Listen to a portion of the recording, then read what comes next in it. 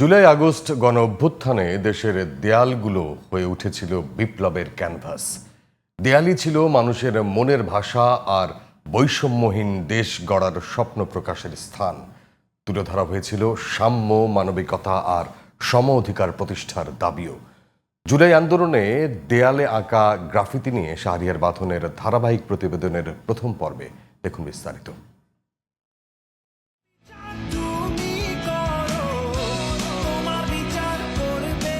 জুলাই আগস্টের সেই উত্তাল সময়ে শহরের দেয়ালগুলো হয়ে উঠেছিল মানুষের মনের আয়না, যে আয়নায় ভেসে উঠেছিল বৈষম্যহীন মানবিক রাষ্ট্রের স্বপ্ন। প্রতিবাদ প্রতিরোধের ভাষায় ছেয়ে যায় ঢাকার বিভিন্ন এলাকার দেয়াল।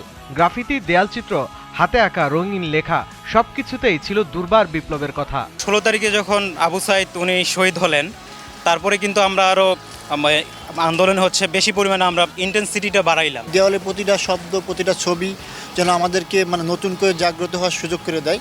আমরা এই থেকেই অনুপ্রেরণা নিয়েই জুলাই বিপ্লব বা আগস্টের আন্দোলন করেছিলাম। শুধু রাজধানী নয়, দেশ জুড়েই দেয়ালে দেয়ালে শিল্পীরা এঁকেছেন প্রতিবাদের ছবি আর মানুষের মনের আকাঙ্ক্ষার বৈষম্যহীন দেশ গড়ার আকুতি।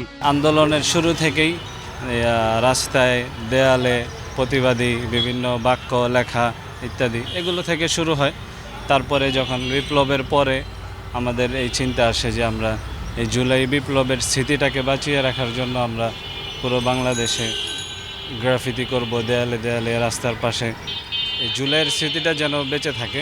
একটি দেশের উন্নয়নে প্রয়োজন সুস্থ গণতান্ত্রিক প্রক্রিয়া, যার প্রয়োজনেই সংগঠিত হয় রক্তাক্ত জুলাই আন্দোলন। এই গত 15-16 বছরে শুধু যে দেশের ভোটের অধিকার নষ্ট করেছে, তারপরে দেশের আপনার প্রশাসনিক ব্যবস্থা ধ্বংস করেছে তা নয়, মানুষের যে মূল্যবোধ, পুরো মূল্যবোধটাকে নষ্ট করে দেওয়া হয়েছে। একটা দেশ উন্নয়নের পিছনে সুষ্ঠু গণতান্ত্রিক প্রক্রিয়া এবং সুষ্ঠু প্রশাসনিক ব্যবস্থা প্রয়োজন হয়, যা গত 15-16 বছরে আমরা দেখতে পাইনি। এবং এই জুলাই বিপ্লব আমাদের সেই সুযোগ সৃষ্টি করে দিয়েছে। ক্যালেন্ডারের পাতা উল্টে দিন মাস পেরিয়ে বছর পূর্ণ হলো জুলাই অভ্যুত্থানের।